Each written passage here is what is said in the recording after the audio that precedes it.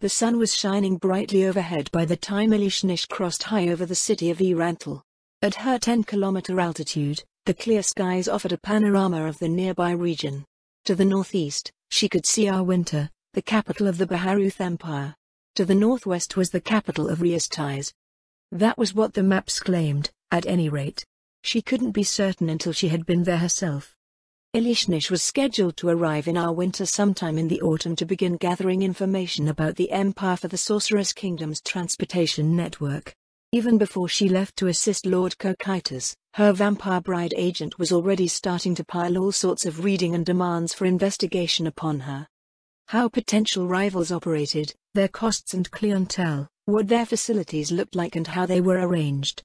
The most annoying part was that the requested information was already provided with her work. Lady Sheltier knew much of what she wanted to know about the Empire through other sources, yet she was sending Elishnish to ensure all of the reports were accurate. The Empire, too, appeared adamant about dumping paperwork upon her. They wanted her travel schedule and her flight path. There were instructions delivered on how to approach and land at the Imperial Aviary in the capital. What sort of accommodations she needed, her rate sizes, her feeding requirements. The list of ridiculously detailed queries went on and on. Fortunately, Lady Sheltier told her that she didn't need to answer any of their questions. As a representative of the Sorceress Kingdom's transportation network, she did not answer to the Empire, she answered to Lady Sheltier.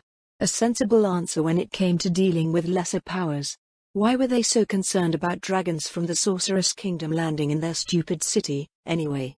Elishnish adjusted her heading, angling away from the eastern spur of the southern border ranges. She didn't want to be chased around by murderous sheep like the first time she arrived in Warden's Vale. As she continued southward, the highland valley filled the scenery below. After a brief glance, she slowed down. Am I in the right place? It sort of looked like the right place. The surroundings were certainly correct, but what she saw below here was wrong. Elishnish banked into a lazy circle, trying to figure out what was going on. Erantle is there, the mountains are there, the river is there, huh? In place of the valley floor was a lake. A long, rocky island lay along its southern end. Elishnish grew uncomfortable at the sight. Where did Warden's Vale go? Did some titanic creature pick it up and toss it to parts unknown? Her confusion grew as she flew around the edge of areas that she knew. Elishnish's wanderings left her over the upper reaches. Far to the south, the vast farmlands of the slain theocracy stretched over the horizon. Nothing had changed there. She descended closer to the treetops, taking an inventory of the peoples in the upper reaches. Undead patrols, goblins, more goblins. Ogres, dwarves? What are dwarves doing here? She gained altitude again, wary of crossbow bolts. Ultimately, things looked normal in the upper reaches. Aside from the dwarves. There were only a handful of them, however, so it was probably nothing to worry about. They were weak and the undead could easily take care of them if they turned out to be bad dwarves. With the steady beat of her wings, Elishnish banked and ascended to the peak that was her home. Though there wasn't anything there, Elishnish felt a bit of pride over it nonetheless. She circled the craggy heights, which were higher than the surrounding peaks in the range, inspecting her domain for anything amiss. Not that there was much that could go amiss. She hadn't had the opportunity to tempt taxpayers into her territory yet. Nope, everything's the same. What's going on? She eyed the valley below, but it looked just as strange as it had before. With a sigh, she descended again. Maybe one of the humans in the farming villages would know something. She dove along the canyon face, leveling out to skim over the road between the fields.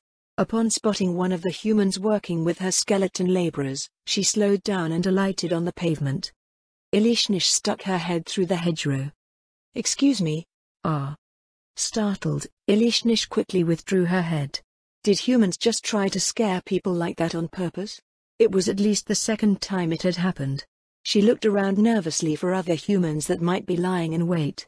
When none showed themselves, Elishnish stuck her head out again. The human female was hiding behind her skeletons, eyeing Elishnish warily. "Ahem. There is a question that I would ask of you." What might that be?" "I am looking for Warden's Vale," Elishnish said, "but it seems to have disappeared." The human's wariness turned into confusion. "This is Warden's Vale," the human told her. "Yes, Elishnish nodded. I recognize this part, but the rest appears to have disappeared. Disappeared? The woman looked past Elishnish. It was still all there, last I saw. There was clearly something wrong with the human. She lived in Warden's Vale, yet didn't realize that most of it had gone missing. Look, Elishnish told the woman. I just flew overhead. Nearly everything has been replaced. The marsh is gone. The harbor village is gone. Everything is different. When's the last time you were here? Last month. No, 5 weeks ago. Then I guess you missed it, the woman said. For a week or two the last month, someone went and rearranged the valley. One of the big lords came and did it. I see, so some monster didn't scoop up everything and take it away? The woman seemed taken aback by her question. I don't think the Baroness would let that happen, she said.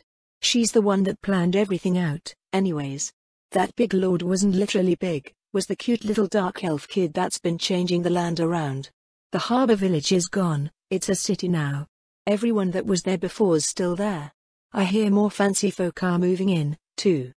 As she spoke, the human's voice grew proud for some reason. Elishnish wondered why that was. It wasn't as if she had accomplished anything herself. From her description, there was a dark elf child that altered the land, which was probably Lord Mayor. Elishnish relaxed somewhat. She had witnessed Lord Mayor's magic in the adventurer training area before, so things now made more sense. I suppose I'll take a look, Elishnish said. Thank you for your time. The farmer tipped her straw hat and turned back to her skeletons, who wore straw hats of their own. Each hat had a colored band that matched the one on the farmer's own. Across the field, humans wore hats with bands of other colors, which matched those of the skeletons nearby. Does one usually dress up the undead? The people here are strange. Elishnish returned to the skies, cautiously flying up and down the edge of the lake that hadn't been there a month ago. The southern half was shallow, with raised sections where lizardmen dwellings were built. In the northern half, the waters grew deep enough to potentially harbor large monsters. She glided over the water, identifying many familiar faces in the lizardman settlements. Most of them were out in the water setting up enclosures around the clusters of buildings. According to Chief Ess, their primary export was to be fish, and they would farm them somehow. Maybe the activity below was a part of that. She finished crossing the lake and headed towards what appeared to be a new settlement on the long island that had replaced the hill and the flats from before. Here, too, she spotted many familiar faces. It appeared safe enough, so she set herself down in the central square. People stopped and stared, and it wasn't long until a vampire bride came running out of one of the buildings. You're not supposed to land there, she shouted as she approached. What's wrong with landing here? Elishnish replied, there's more than enough space. It's a plaza, the vampire bride told her. For the same reason you're not allowed to land in Erantl's plazas, you cannot land in the ones here. Then where should I land? The vampire bride cast her crimson gaze out past the surrounding buildings. Anywhere else? She said, until more of the city is built, at any rate.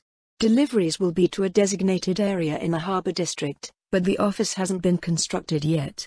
You should still take a look while you're here to familiarize yourself with the place.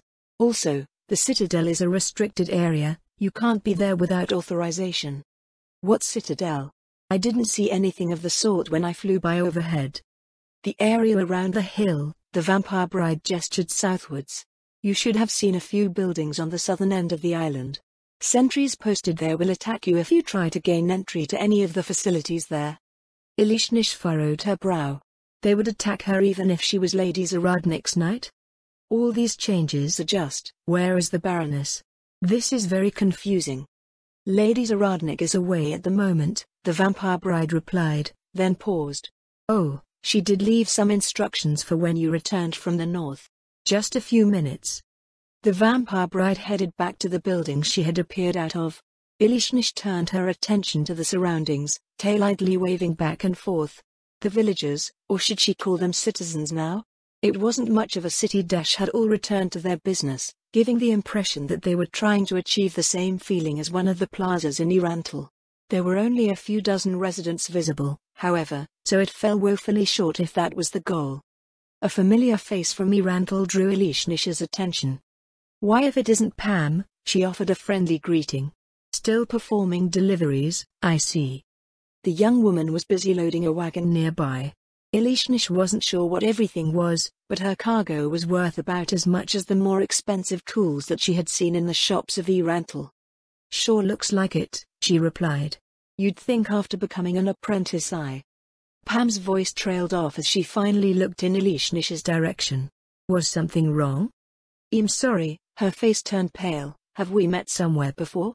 "No, I'm pretty sure I would have remembered that." "Oops." Pam only knew her as Shiva, the human bard. With 3 distinct identities to juggle around now, she would have to be more careful. "My mistake," Elishnish apologized. "It must have been another person named Pam that performed deliveries." Her mind worked to correct the error. She sensed the vampire bride approaching again and decided to just mutter something unintelligible before walking away. This tactic worked often for some reason.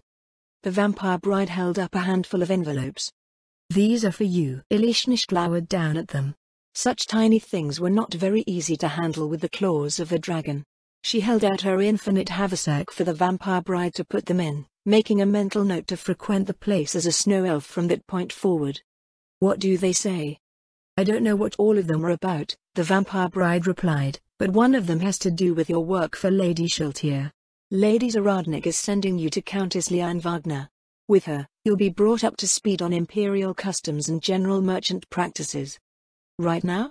"As soon as you returned, yes." Elishnish sighed. So much for being able to relax. When it came to keeping her busy, Lady Zaradnik was just as bad as Lady Schultier. No, she was worse. Maybe her new assignment wouldn't be so bad. Lady Wagner had an easygoing personality and was generally pleasant company. "Is there anything else I need to know?" Not that I can think of," the vampire bride told her. "Bulk freight is handled by river transport, and the new workshops are still seeing to local demand. Lady Zaradnik mentioned that magic item exports wouldn't begin until mid-autumn, and you'll be in the Empire by then.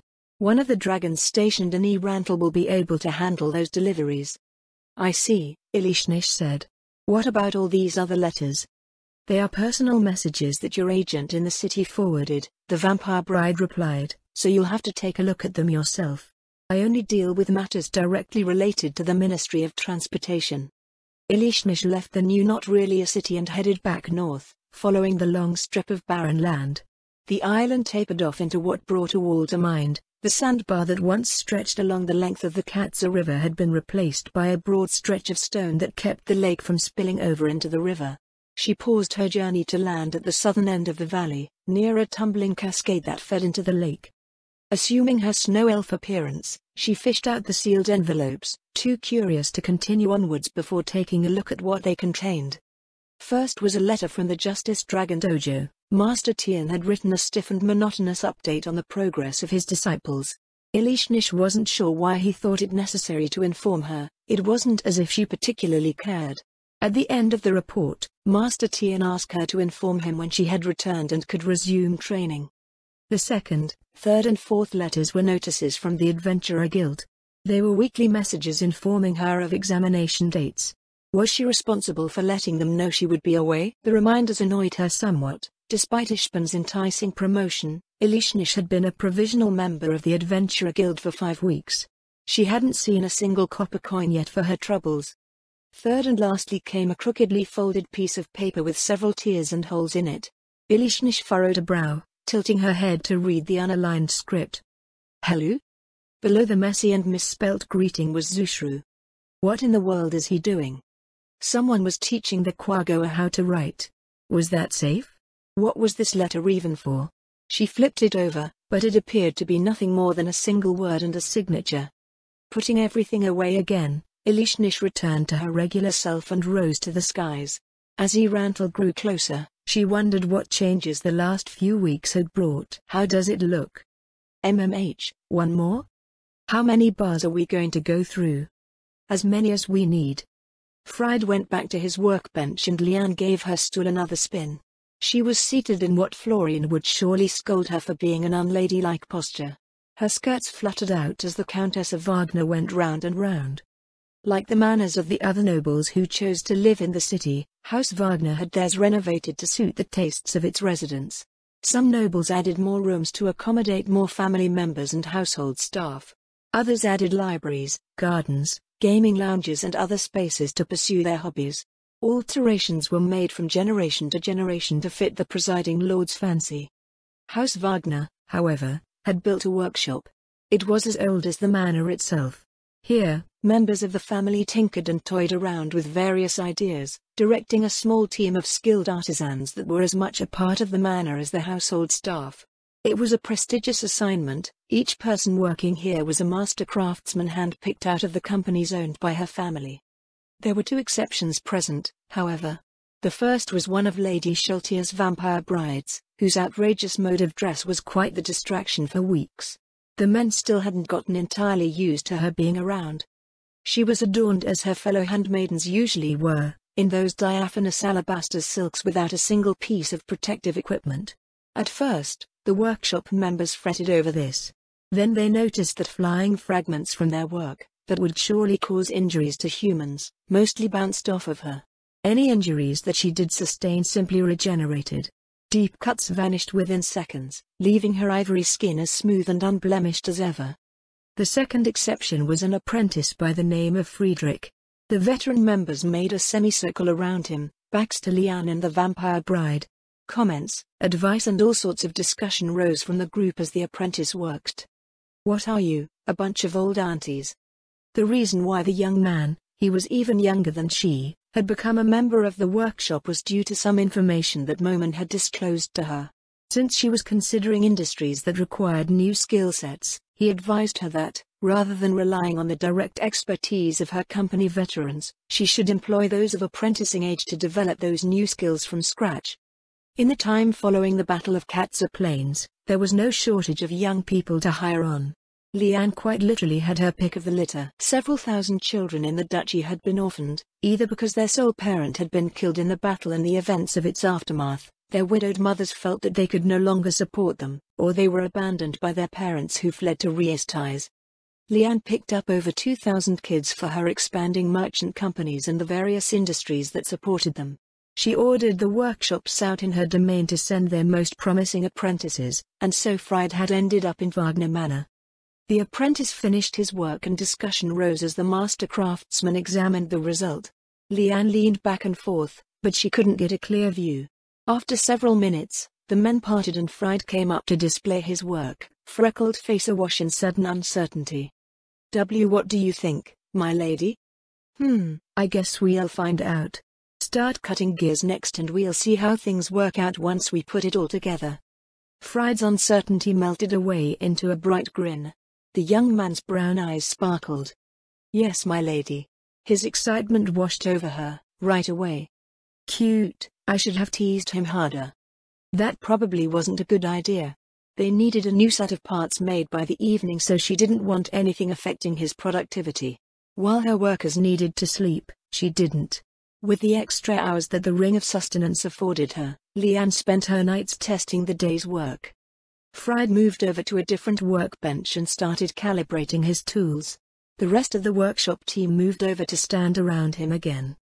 "Hey," Leanne said. "He doesn't need all of you to help set things up. A couple of you go and check the mill and make sure nothing's falling apart between there and here." She smirked as the men looked to one another, as if trying to will each of the others to go in their stead. Leanne shared in their excitement. What was being crafted would become upgrades for the workshop. It was something they all longed for but lacked the means to accomplish reasonably until now. Like her men, Leanne could already envision the process in her mind. It was an elegance that she only found in machinery. Machines could be used to create parts for another machine, and one could repeat the process until they ended up with amazingly precise and predictable devices. Unfortunately, there was no need or demand for such devices in their far-flung corner of the continent, and nothing to make it worth its while, until now. House Wagner was well versed in their domestic craft, producing wagons, parts for mills and the mechanisms that many people took for granted in everyday life. They were well practiced in methods of production that may as well have been magic to the vast majority.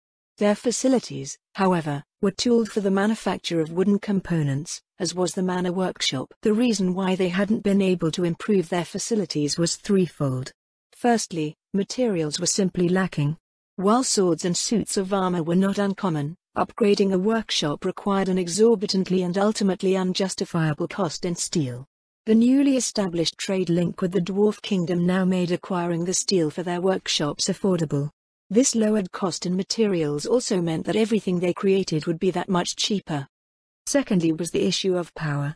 Small watermills did exist, but the vast majority in the duchy were powered by horses, oxen, or just people. Her workshop was no exception.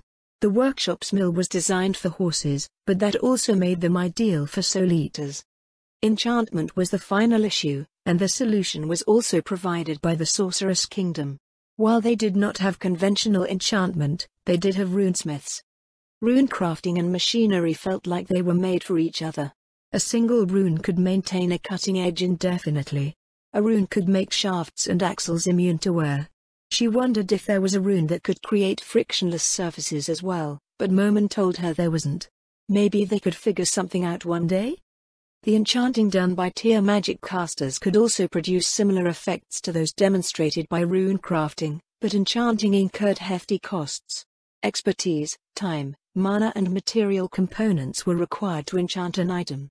It only took expertise and time to carve and imbue runes. Simply put, one only needed to maintain a runesmith's cost of living. Due to the new methods of production in the Sorceress Kingdom, the cost of living would inevitably plummet to a fraction of what it currently was. Rune crafting was on the road to becoming competitive again, but she needed to get ahead of the game. Cost-effectiveness and efficiency were rarely what people thought about when it came to magic items.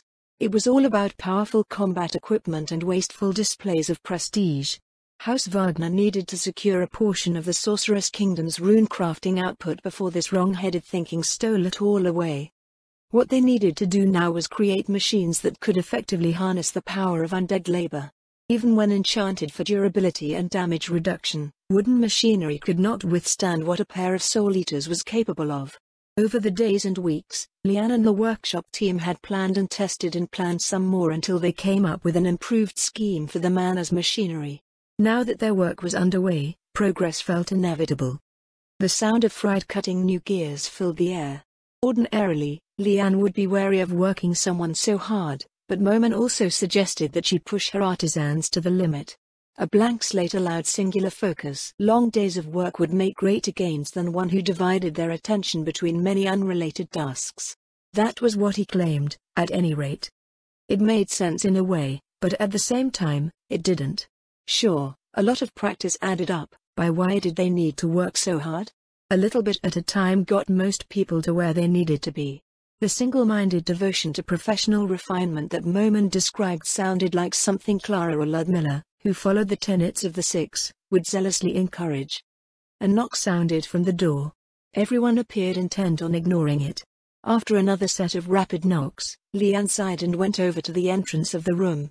She opened a small window in the door, finding her lady's maid looking in from the other side. "Rose? What is it?" "There's someone here to see you, my lady." "Tell that someone that I'm busy." "I did, my lady," Rose replied. "She insists that she needs to see you." "Who is it?" "Dame Verilyn." "A knight?" Knights were rare in Riestais. They had even less of a reason to exist in the Sorceress Kingdom. "I have no idea who that is," Leanne said. "Tell her to come back next year." She had a letter from Baroness Saradnik, Rose told her. Something about mentorship on Imperial customs. Gay. Why now, of all times? She did recall agreeing to help out with something to that effect, but the topic was broached over a month ago. Does it have to be right now? It's not as if this Dame Verilyn only needs an hour to learn everything. Probably not, Rose said, but you should still see her. She couldn't have known what you were doing right at this moment. With one last glance back over her shoulder, Leanne sighed and left the workshop. "What's she like?"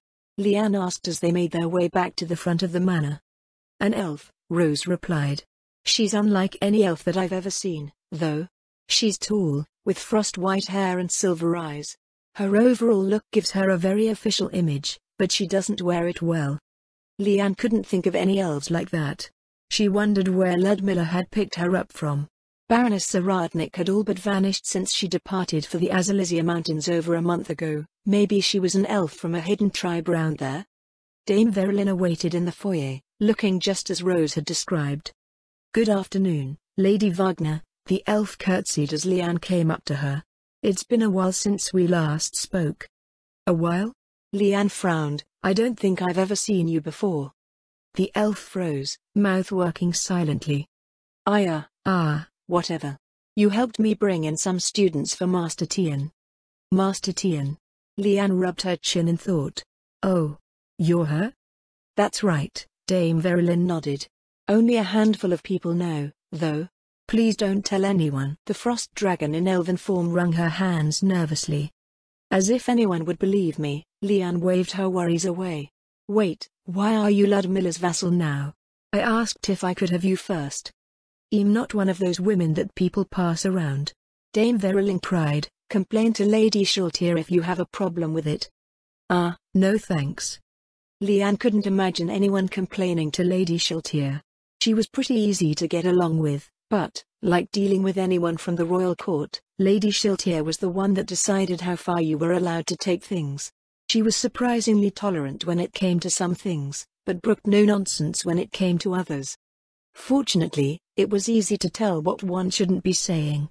The dignity of the Sorcerer King and his establishment, His Majesty's order and the sanctity of duty were the three main points to avoid sullying. Lady Shaltier's disposition towards women and men differed drastically, as well. She seemed to barely tolerate communicating with men, and violently disliked it if they attempted to become familiar with her. Women, on the other hand, were more than welcome to get close, as long as Lady Shaltier fancied them. Unlike the powerful noblemen of the region, however, Lady Shaltier did not solely treat those women she gathered around her as ornaments, playthings and a production facility for heirs. The women associated with the Minister of Transportation did not only fit her lofty standards of beauty but were highly competent as well. Leanne wondered what use Lady Shaltier had found for Dame Verilyn. "So Ludmilla sent you here," Leanne said. "She mentioned something about you learning Baharuth's customs, but was there something specific you needed to know?" "I need to know everything, I think. I don't think it's possible to learn everything in a sane amount of time." "What were you supposed to be doing?" Dame Verilyn summarized what Lady Shaltier had tasked her with. "I see, if you're just collecting that sort of information, passing yourself off as part of a merchant company will be enough. But what if they find out I'm not from around there?" Leanne gave Dame Verilyn a pointed look. "With that appearance, everyone will know you're not from around there. Why would you be worried about that, anyway? With that appearance, she could also probably get away with a lot." Beauty opened many doors and turned eyes blind to otherwise questionable actions. Leanne wasn't sure if she should let the Frost Dragon know that, however, there was no telling what sort of mischief she would get herself into. "It's someone else's territory," Dame Verilyn said. "People usually attack trespassers if they can. It happened to me a few decades ago too. I flew over the imperial border and they sent a whole flight of hippogriffs after me." "Did they hurt you?" "No, I flew away. Why would I stick around to find out what they would do?" So much for dragons being proud and fierce. Leanne did not intend to turn Dame Verilyn away, on the contrary, she was very interested in seeing how she would do, but the timing was just horrible. "To start," Leanne said, "how about we figure out some sort of schedule? I'm not made out of free time these days. When do you need to learn all this by?" "I think Lady Shaltier wants me to be out in the Empire by mid-autumn," Dame Verilyn replied. "As for my schedule, assistant instructor at the Justice Dragon Dojo for 2 days of the week." "She worked in a tavern?" Leanne cocked her head. "Why do you work in the Frosty Beard?" "To make money?" "Obviously." "The patrons are very generous," Dame Verilyn told her. "I can also learn about the dwarves at the same time. All I've ever known about them before now has come from their old books in Fioburkana." "Books aren't enough?" Throwing a bunch of texts at her was the first thing that crossed Leanne's mind. "I learn much faster by experiencing things directly," Dame Verilyn said. "As long as I understand what's going on." "I see. In that case, why don't we start by getting you accustomed to how merchants conduct their affairs? I'll put you under one of the new guys, that way, you can learn together." Why was she in such a hurry, I wonder? Elishnish frowned down at Lady Wagner's handwriting as she left Wagner Manor. She supposed it could have been worse. Her new schedule had her return to the Justice Dragon Dojo twice a week. She was allowed to keep working at the Frosty Beard. For 6 days, from evening until morning, she would follow one of House Wagner's new merchants around. At the end of the week, she would return to see Lady Wagner and review her observations. It was a relaxing pace that replaced a part of her time studying the humans of the city with studying the merchants of the city. Her other commitments remained unchanged, so life had returned to the normal that it had been before her work in the Azalazia Mountains. Strolling down the avenues of Erantl's central district, Ilishnish watched the various household servants going about their business. Since she was now a knight, did that mean she needed servants as well? Would she need to pay them? Frost dragons had what they loosely referred to as slaves, but they were nothing like the maids and footmen that were seeing to their errands around her. She did have Quaggoa doing things for her at one point. Conjuring up the image of one from her memory, she stuck him in a maid uniform. What then? Lady Zaradnik's maids kept things clean, but there was no point in trying to keep a mountain clean. They also helped to organize. No, that wouldn't work at all. Ilishnish didn't want anyone touching her things. The Quaggoa maid started crawling around and messing with her future hoard of treasure. She hastily waved the image away. According to human tales, knights often had attendants that accompanied them to battle. Ilishnish didn't want to have anything to do with battle, but would she need a few just in case? To be capable of accompanying her to battle they would have to be dragons themselves, or at least something strong that could fly as quickly as she. Maybe she should have kept Caliciel for herself. Her wanderings brought her by the Ministry of Transportation. When she entered, the Death Knight inside barred the way to the stairs, raising its shield. Scary. A vampire bride at the front desk fixed her with a curious gaze. Do you have some business with the Ministry of Transportation? I work for the Ministry of Transportation, Ilishnish replied. Why are you? Oh. Ilishnish raised a finger to point at herself. I'm a frost dragon, she said. Dame Verilyn.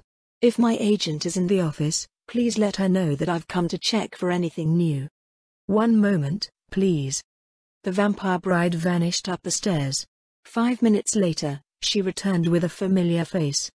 This isn't Dame Verilyn, her agent said. That's what I thought, the receptionist nodded. Yes, I am. Ilishnish glanced towards the Death Knight. I just don't usually assume this appearance in the city. Ilishnish looked around. Sensing no one but vampire brides and a Death Knight, she became a human in front of them. There, she said. Happy? I don't see what it has to do with being happy, her agent replied, then produced an envelope. Anyway, this came in for you just now. What is it? The weekly notice from the Adventurer Guild, the vampire bride replied. Speaking of which, should I be notifying relevant parties when you're away? With your trip to the Empire, who knows how many of these notifications you'll get. Ilishnish took the envelope in hand, opening it to find that it said much the same as the others from previous weeks. It showed the list of copper rank trials for the week and requested that she reserve a slot at least a day in advance. She wondered if Ishban and Win are ever tired of sending these notifications when they never received any response from her. Please do, Ilishnish told her agent. I'll be in the city until further notice. Aside from the 2 days with Master Tian and the day in the Frosty Beard, the rest of my evenings and nights will be taken up with my studies. Very well, her agent said. There is one last thing, Dame Verilyn. A rare look of hesitation crossed the vampire bride's face. She withdrew another envelope, this one sealed with red wax. Presenting it with both hands, she lowered her head. The receptionist and the sentry lowered their heads as well. Ilishnish grew nervous at the out-of-place behavior. What's going on? This arrived for you from the office of the Royal Treasurer. The vampire bride did not raise her gaze. Please accept it. Ilishnish was vaguely aware of the department's existence, but she didn't know anyone from it. Plucking the letter from the vampire bride's hands, she unsealed it and carefully read the content. An apology? An apology, the vampire bride affirmed, and restitution. For your 5 eggs, 100 platinum trade coins have been offered for each. Is this acceptable? It is. It is, I'll take it. The vampire bride pulled out a bulging sack. When she placed it into Ilishnish's awaiting hands, the satisfying sound of many coins shifting against one another rose into the air. She undid the leather drawstring and stuck her face into the awaiting treasure. What are you doing? What does it look like I'm doing? Her muffled voice sounded from the bag, This is perfectly normal. 500 platinum coins. 500. It would take her 100 weeks of performing at the Frosty Beard to earn the same amount. Several minutes later, her head popped out of the sack again. The vampire brides were regarding her with slight frowns. Even the Death Knight looked like it was frowning at her. Well, please thank the royal treasurer for me. It is not the royal treasurer who was responsible for this, the vampire bride told her. It was Baroness Zaradnik who fought on your behalf. She beat the royal treasurer? The frowns deepened. That's not what happened. She came to investigate what happened between you and the Magician Guild. The Baroness was about as incensed as I've ever seen her. She pressed Lady Sholtier to bring the matter to His Majesty's attention, and His Majesty agreed with her assessment of the situation. He did? Well, that was nice of him. A shadow crossed her thoughts. What would have happened if he didn't agree? Ilishnish asked. Lady Sholtier would have most likely executed her for her presumption. Lady Zaradnik risked her life for you, Dame Verilyn. For eggs. A flash of anger ghosted across the vampire bride's face. Ilishnish stepped back warily. Not for eggs, the undead handmaiden said tersely. She fought an injustice carried out against you. As your liege, she is bound to protect you, and as His Majesty's loyal servant it is her duty to uphold his order, even if it kills her. The vampire bride took a deep breath, as if to calm herself. Her sense of hostility faded away. To die in the service of our supreme overlord is the highest honor anyone can achieve. We, too, would do as she did without hesitation, except we can't. It is vexing that an outsider can stand to so boldly challenge an order that we would not even dare think to, yet we all envy her ability to render such service to our master. That didn't make much sense. Why couldn't they just speak their disagreement? The Sorcerer King seemed like a perfectly reasonable person. Will there be anything else, Dame Verilyn? That will be all, thank you. Ilishnish left the Ministry of Transportation. Thoughts of what had transpired followed her as she made her way out to the common area of the city. Yet another thing crossed her mind. Dame Verilyn, is it some sort of spell? Now that she was back in the Sorceress Kingdom, her title found its way more often to the lips of those around her. Ilishnish understood that names had power. Her new title, however, was not one that possessed any of its own. It felt like a hollow form with no taste or texture, the specter of something that was no longer there. Yet people attributed power to it. Behaviors changed, assumptions were made and expectations attached. Within the ruined shell of an old identity, a new one stirred. She wondered if the humans were aware of this. They carried the ghosts of their old cultures with them, which were slowly being supplanted by what was hatching in the Sorcerer's Kingdom. Perhaps they would never notice or assume that it always was. Such were the perceptions of short-lived mortals. As she came to the gate of the central district, Ilishnish mulled over what she would do. Since it was still not quite time to meet her merchant contact, she headed off to the Adventurer Guild. She breathed a sigh of relief when she saw that only Winner was present at the reception counter. Shiver, the guild receptionist greeted her with a smile. It's been a while. It has, Ilishnish returned Winner's warm expression. I apologize for not informing you that I would be away. I was rushed off rather suddenly. Where's Ishpan? Winner reached under the counter, retrieving a sheet of paper. She went out to grab dinner for the both of us. She picked up her pen from the desk. I take it you'd like to sign up for a trial before she returns? It's good that you understand. I have no idea what sort of scolding I'll get after not replying to your notices. Do you have something without those little bugs? That's entirely up to the proctors, Winner told her. Given what happened the last time, they might just keep sending you to face the same thing until you get over it. Get over it? Dirty things were dirty. If she ever got over it, it would be a sad state of affairs indeed. Isn't there something you can do? Ishpan will give you an earful if she finds out you asked that. Ilishnish let out a whimper, resigning herself to fate. Hopefully, she would pass and start collecting some pay. She was placed in a trial for the following morning, but the sheet of paper only had 3 names. Shouldn't there be 6 people? She asked. If we could get 6 people signing up for trials every time, Winner answered, we'd have hundreds of adventurers by now. Lord Mayor had to rework some sections to accommodate smaller party sizes, so it sort of worked out. Sort of? Well, yes, small parties are more fragile. Sometimes we end up with strange combinations, too. We've been getting swamped with fighters recently, so sometimes the trial groups are filled with them. Why fighters? It's just the way things are around here, Winner shrugged. Most of the people that come in are from the farms in the territories.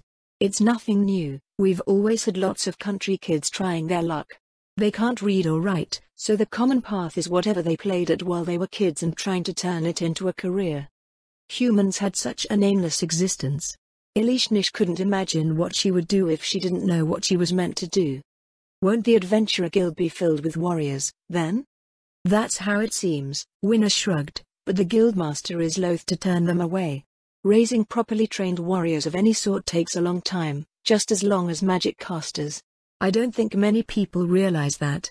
Instead of potentially missing out on hidden gems, we're negotiating an agreement with the Merchant Guild. What does the Adventurer Guild have to do with the Merchant Guild? Not much, normally, Winner said. It was Momon's idea. He's not just strong, but he's really smart. The gist of it is that we'll keep taking in anyone that will sign up. Adventurers who hit their limit at gold or silver will continue training until they're about as strong as the elite soldiers that you find in the Imperial Legions. After that, they'll be signed on as gold and silver rank merchant guards. Elishnish frowned, not quite understanding the meaning of Winner's words. She wasn't even sure what merchants did aside from selling things, never mind their guards. What's the point of that? The Sorceress Kingdom has powerful undead all over the place. They do, Winner agreed, but that only applies for places that employ the Sorceress Kingdom's undead forces. Most of the world doesn't want undead stomping around freely like they do here. They have to rely on flesh and blood escorts. Our merchants will need protection when they travel beyond the safety of our undead patrols, and the Adventurer Guild will train the people to fill that need. In 4 or 5 years, anyone that messes with the Sorcerer Kingdom's merchants will have to deal with merchant guards that can best the elite legionnaires of the Empire. Would people be so foolish to attack the Sorceress Kingdom's merchants? Maybe no one in the region, Winner said, but it's a big world. Go 1,000 kilometers out in any direction and it's likely that no one's even heard of us. Not only that, but there are still outlaws, monsters and tribal raiders to defend against. With the drastic increase in exports here, our merchant traffic can only go up to match. I see. Elishnish didn't get it. Winner appeared to be enamored of the idea, however, so she just acted the part. Someone opened the main door, and Elishnish froze. Her blind sense registered the presence of Ishpan as she entered the guild hall. Elishnish vaulted over the counter and darted into the back hall.